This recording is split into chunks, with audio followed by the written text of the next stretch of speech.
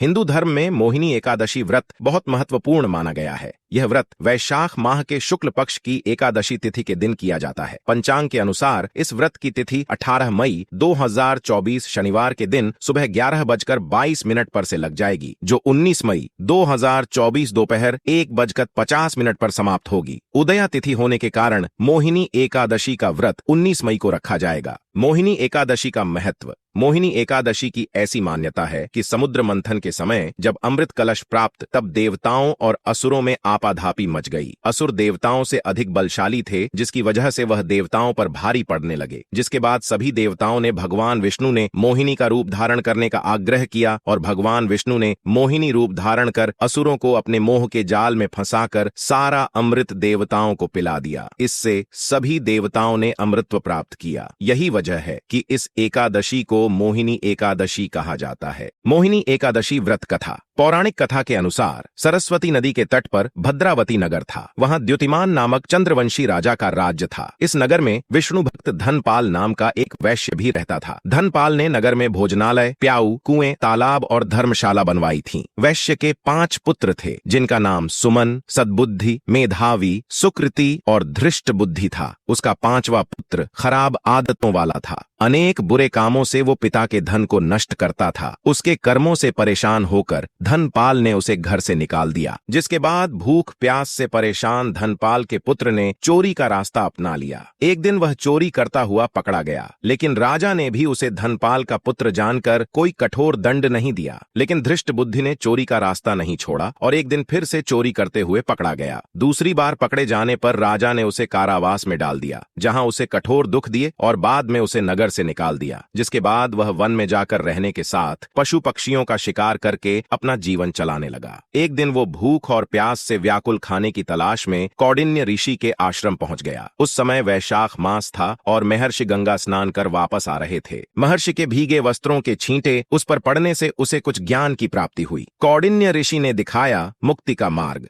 धृष्ट बुद्धि ने कौंडिन्य ऋषि से हाथ जोड़कर कहा, हे महर्षि, मैंने जीवन में बहुत पाप किए हैं। आप इन सभी पापों से मुक्ति का कोई उपाय बताएं। ऋषि ने प्रसन्न होकर उसे मोहिनी एकादशी का व्रत करने को कहा। इससे सभी पाप नष्ट हो जाएंगे। तब उसने विधि अनुसार व्रत किया। इस व्रत के प्रभाव से उसके सभी पाप नष्ट हो गए और मृत्यु के बाद गरुड़ पर बैठकर विष्णु लोक को गया। इस व्रत को करने से मोह भी खत्म होता है। इससे श्रेष्ठ कोई व्रत नहीं है। मोहिनी एकादशी कथा को कहने और सुनने से 1000 गोदान के बराबर पुण्य फल प्राप्त होता है।